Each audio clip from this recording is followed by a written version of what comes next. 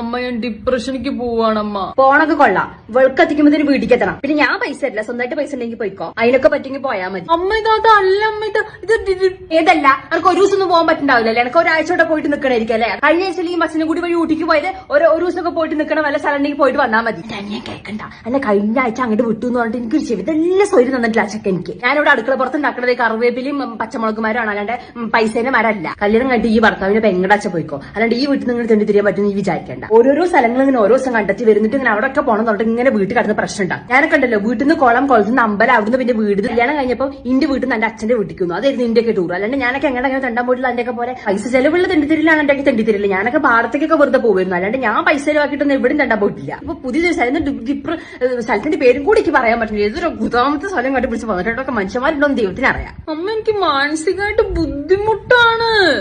എന്ത് മാനസിക വിഷമം? മാനസിക വിഷമം ഉണ്ടാകുമ്പോൾ തെണ്ടാൻ നോക്കാൻ മാനസിക വിഷമം ഞാൻ വരുത്തരാം.